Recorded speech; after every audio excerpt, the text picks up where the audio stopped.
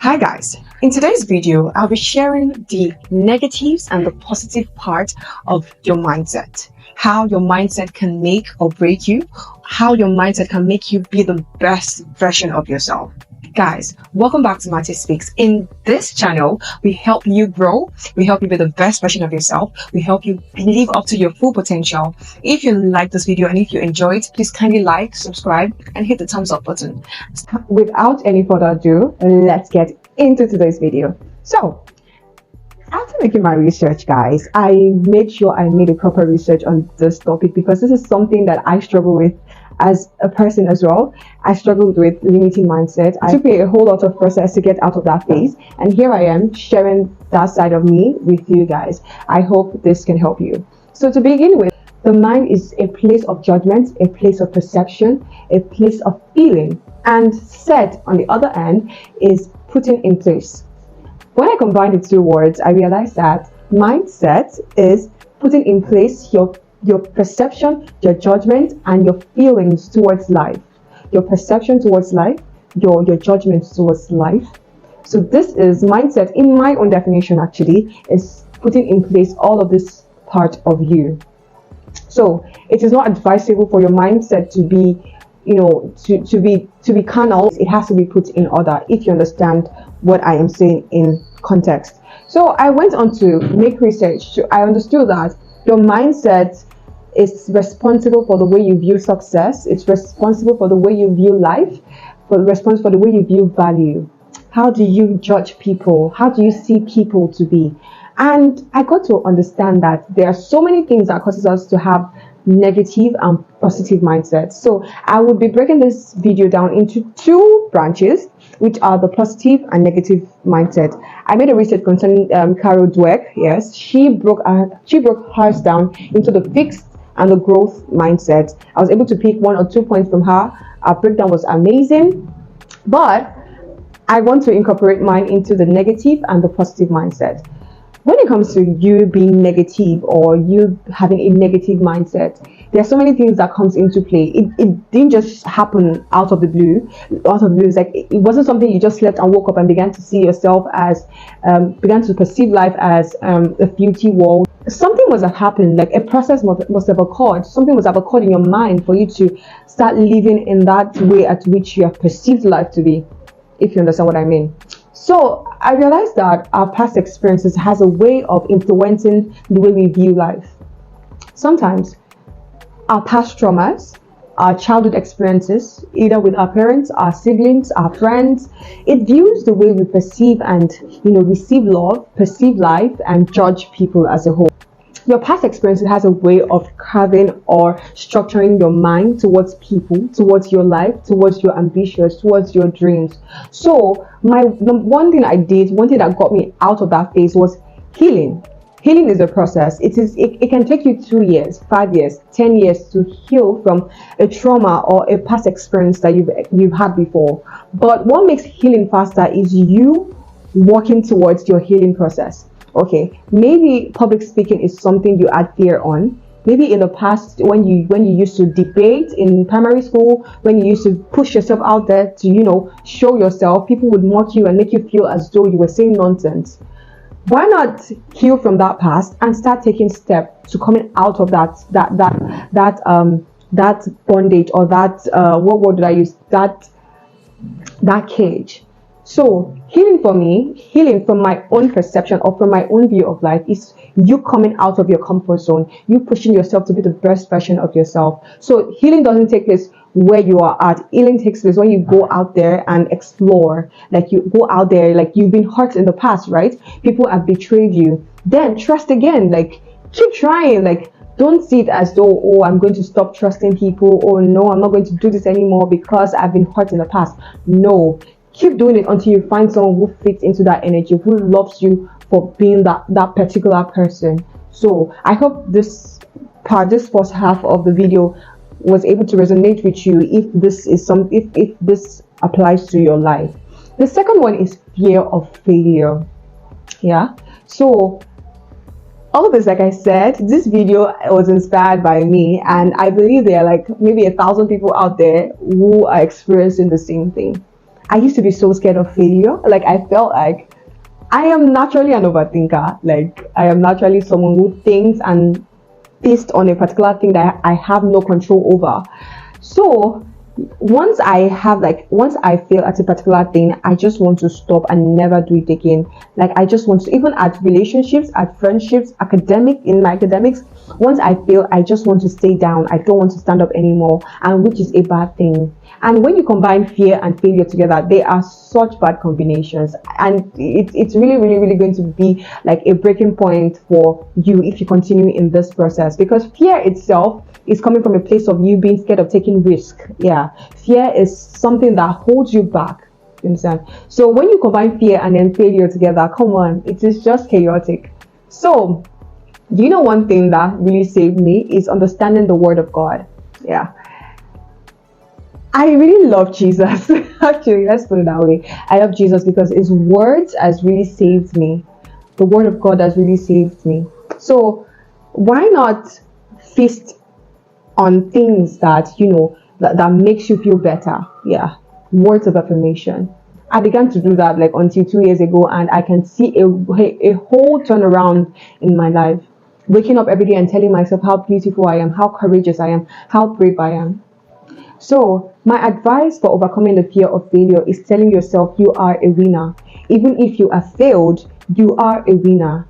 It's better to try than not try at all. It's better to fail. It's better to try and fail at it than not try at all. Trust me, a lot of our iconic men, Albert Einstein, Isaac Newton, Elon Musk, Bill Gates, a lot of our celebrities, a lot of our icons, a lot of our models, they failed one way or the other. They've gone through a stage in their lives where they felt as though they were nothing, and they felt like they should stop and they should quit.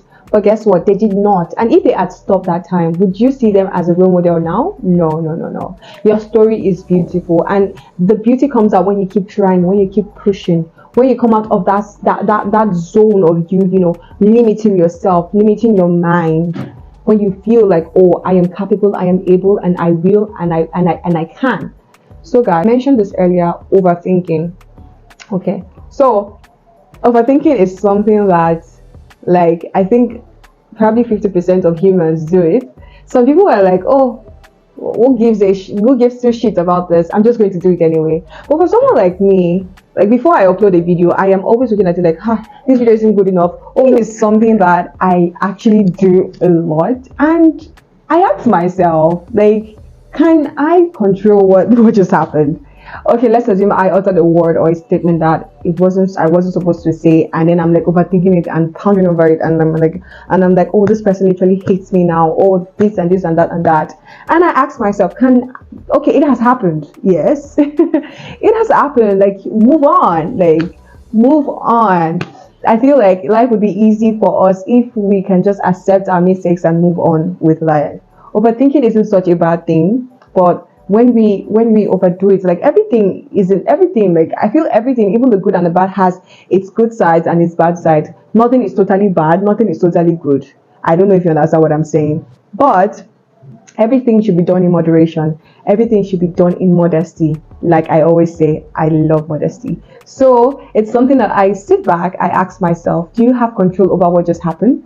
Okay, I don't.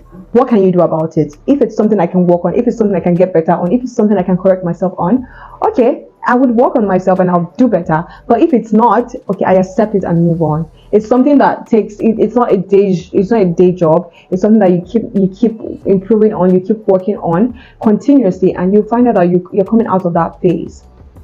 Then we're moving on to how to be positively minded. One, surround yourself with good people. Yeah. How do I become positive? Like, how do I become positively minded? Surround yourself with good people. If your dream is to travel around the world, there is someone out there who wants to travel around the world like you. Yeah. And that person has, a driving force towards that dream that he or she is chasing. Meet that kind of person. Make good friends, have good acquaintances, surround yourself with like-minded people who would help you grow, people who would help you channel your dreams the right way, people who would breathe life into you, people who would see the best version of you, even if you don't see it. So Being positively minded deals, for me, this, like I said, these are based on my own experiences and my own opinions. Like I mentioned this earlier when I was talking about negative mindset, I use the words of affirmation. Charge yourself up. For me, it's reading the word of God. Feast your eyes on the word of God. Feast your eyes on the word of God, like I said earlier.